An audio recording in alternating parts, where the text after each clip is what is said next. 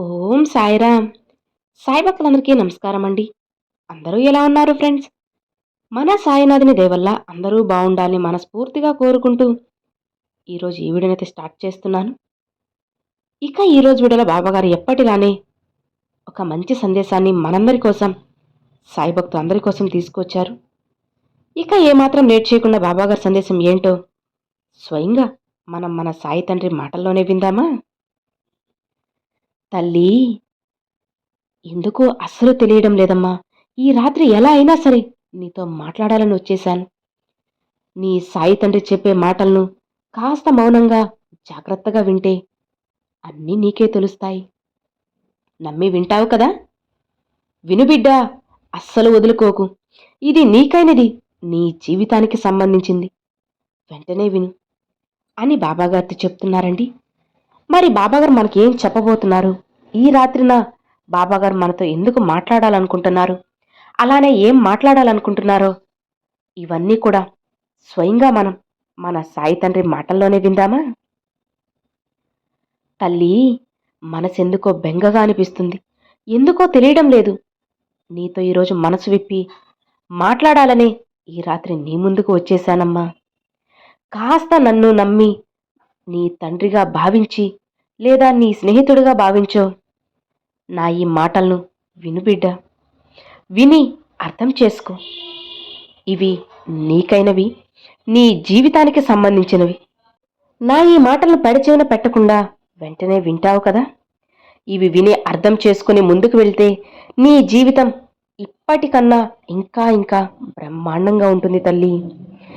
నా ఈ సందేశం విని ఆచరించి నా మాటల ప్రకారం నువ్వు నడుచుకుంటే ఇంతకన్నా నీకు ఏం కావాలి చెప్పు? చూడమ్మా, అతి త్వరలోనే నీకు ఒక అద్భుతాన్ని అందించబోతున్నాను. దాని ద్వారా నీ జీవితమే మారబోతుంది. అవును తల్లి, ఇది కేవలం నీకోసమే. అలసిపోయిన నీ హృదయానికి నీ సాయి చెప్పే మాటలు కాస్త ఉపశమనాన్ని ఇస్తాయి. అందుకే ఈ రాత్రి నీకోసంగా వచ్చాను. నీ మనసుని కాస్త ప్రశాంతపరిచి అప్పుడు నేను వెళ్తానులే. ఇదిగో, నా ఈ సందేశం నీ కంటపడే విధంగా చేసింది నేనే, నువ్వు వినేలా చేసింది నేనే. ఇది నీకైన రోజమ్మా. ఇక ఈ సందేశంలో ఉండే ఆంతర్యం ఏంటో నువ్వు ఖచ్చితంగా తెలుసుకో. నీ కష్టాల గురించి, సమస్యల గురించి, బాధల గురించి ఇవన్నీ కూడా పక్కన పెట్టేసే కాసేపు ప్రశాంతంగా నా ఈ మాటలను ఆలకించు చాలు. మిగతావన్నీ నేను చూసుకుంటాను. నువ్వు కష్టంలో ఉన్నప్పుడు ప్రతిసారి కూడా ఎవరు నీకు సాయపడ్డారు చెప్పు? అలానే నీకు అత్యవసరమైన పరిస్థితుల్లో ఉపయోగపడేలా, నీకు అన్నీ అనుకూలంగా జరిగేలా ఎవరు నిన్ను రక్షించారు? ఇలాంటి పరిస్థితులన్నిటిలో కూడా ఎవరు నిన్ను కాపాడారో ఒక్కసారి నీకు నువ్వుగా గుర్తు చేసుకో. నీకే తెలుస్తుంది. ఎందుకంటే నీ మనసుని నువ్వే కష్టపెట్టుకుంటూ ఉన్నావమ్మా. ప్రతిసారి ఇలానే చేస్తూ ఉన్నావు. కానీ నీ బాబా మాత్రం ఏదో ఒక రూపంలో నీ కంటికి కనపడుతూనే ఉంటారు. అలానే నిత్యం ప్రతిరోజు కూడా నీ సాయి మాటలు ఏదో ఒక రూపంలో, ఏదో ఒక సందేశంలోనో లేదా మనిషి ద్వారానో నీ కంటపడేలా చేస్తున్నాను. నిన్ను ప్రతిరోజు కూడా నేను పలకరిస్తూనే వస్తున్నాను. నా బిడ్డ ఎలా ఉందో అని ప్రతిరోజు కూడా నేను నీకోసంగా వస్తున్నాను.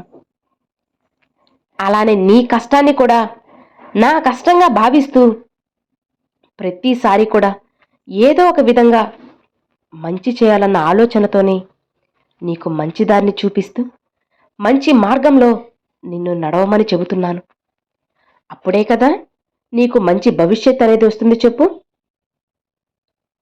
ఇవన్నీ ఎవరు చేస్తున్నారు? నీకు గుర్తు రావడం లేదా? నీకు కష్టం వస్తే చాలు, సాయి అని పిలిచిన వెంటనే నీ ముందు ఒక పక్షి రూపంలో వాలుతుంది ఎవరు? ఏదో ఒక రూపంలో నీకు సాయం చేస్తుంది ఎవరు?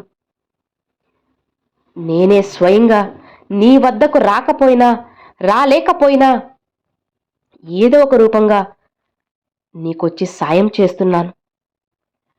అవన్నీ నువ్వు ఆలోచించకుండా నీకు వచ్చిన కష్టాల గురించే నువ్వు తలుచుకుంటూ ఉంటున్నావే, నీ తండ్రిపైనే నిందలు మోపుతున్నావే, నీ తండ్రి మీదే నమ్మకాన్ని కోల్పోతున్నావే. ఇది ఎంతవరకు కరెక్ట్ తల్లి? నీకు కష్టం వచ్చినప్పుడు ఒకలాగా, కష్టం తీరినప్పుడు ఒకలాగా, నువ్వు సంతోషంలో ఉన్నప్పుడు ఒకలా, అలానే నీ కష్టం మరింత తీవ్రత అనేది ఎక్కువైనప్పుడు ఒకలాగా, ఇలా నువ్వు చేయడం ఎంతవరకు కరెక్ట్ చెప్పు? నువ్వే ఆలోచించు. నీ మనసును నువ్వు కష్టపెట్టుకుంటూ ప్రతిరోజు కూడా నా జీవితం ఇలా ఎందుకుంటుంది అన్న ఆలోచనలతోనే నీకు నువ్వే తిట్టేసుకుంటూ, నిన్ను నువ్వే నిందించేసుకుంటూ, నా జీవితం ఏంటి ఇంత చండాలంగా ఉంది, ఇంత భయంకరంగా ఉంది అని నిన్ను నువ్వే అవమానించుకుంటున్నావే. ఇలా చేయడం వల్ల ప్రతి క్షణం కూడా నీకు బాధే కాని సంతోషం ఎలా ఉంటుంది చెప్పు? బాధ నుండి ఉపశమనాన్ని నువ్వు అస్సలు పొందలేవమ్మా. కేవలం నీ యొక్క బాధను నువ్వే తొలగించుకోవాలి తల్లి. ఎలా అయినా సరే దాని నుంచి నువ్వే బయటపడాలి.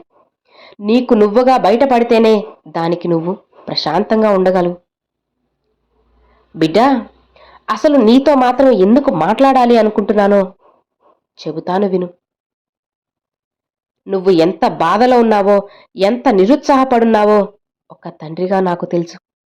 నేను నిన్ను అర్థం చేసుకున్నాను కాబట్టే నీ తండ్రిగా నేను నీతో మాట్లాడాలని వచ్చాను. ఈ సందేశం రూపంలో నీ ముందుకు వచ్చాను. నీ మనసుని కష్టపెట్టుకోవద్దమ్మా. నీకున్న ప్రతి సమస్యలు అన్నీ కూడా కష్టమని కలలో కూడా నువ్వు భావించొద్దు తల్లి. నీకు వచ్చిన ప్రతి సమస్య కూడా ఎలా అయితే నీ నుండి దూరం చేశానో ఒక్కసారి నువ్వే ఆలోచించుకో, తెలుస్తుంది. మరి అలాంటప్పుడు ఇక నీకు దిగులెందుకు? అన్ని సమస్యల్నే దూరం చేసిన నేను వీటిని ఎలా నీతో పాటు ఉండనిస్తాను చెప్పు? ధైర్యంగా ఉండు, అన్నిటినీ తొలగించేస్తాను. ప్రతిరోజు కూడా నీ సమస్యలను నీకు నువ్వుగా నీకున్నటువంటి అన్నిటినీ కూడా నువ్వు అనుకుంటూ తలుచుకొని తలుచుకొని బాధపడుతూ ఉన్నావే, ఆలోచించుకుంటూ ఉన్నావే. ఇలా ఆలోచించుకొని నీ ప్రశాంతతను, మనశ్శాంతిని నువ్వే కోల్పోతున్నావు. అవును కదా? ఇలా నువ్వు కుమిలిపోతూ ఉంటే ఆ సమస్యకు తగ్గ పరిష్కార మార్గాన్ని ఎలా కనుక్కుంటావు చెప్పు? కాబట్టి బిడ్డా, నువ్వు ఎప్పుడూ కూడా ఆ సమస్య నుంచి బయటపడాలే కాని అందులోనే కూర్చొని కుమిలిపోతూ ఉండడం నీ బాబాకి అస్సలు ఇష్టం లేదు తల్లి. కాబట్టి ఎప్పుడు కూడా నువ్వు అలా ఉండకు. నీ చుట్టూ ఉన్నవారితో కానీ, లేదా నీ బంధువులతో కానీ, లేదా స్నేహితులతో కానీ, శ్రేయోభిలాషులతో కానీ ఇలా ఏదో ఒక విధంగా నా యందు సహాయాన్ని నీకు ఖచ్చితంగా అందించే తీరుతాను. నువ్వు సంతోషంగా, ఆనందంగా ఉండు. నా కోసం కాకుండా నీ ప్రయత్నాన్ని నీ కోసంగా నువ్వు మొదలుపెట్టు. ఖచ్చితంగా విజయం సాధిస్తావు. అలా సాధించేలా నేను చేస్తాను, ఆశీర్వదిస్తున్నాను. నమ్మకంతో నువ్వు ముందడుగు వేయి బిడ్డా. నీ పనిలో ముందడుగు వేసి నీ ప్రయత్నాన్ని కొనసాగించు. నీ పనిని నువ్వు న్యాయవంతంగా, సమర్థవంతంగా కూడా చేస్తూ ఉండు.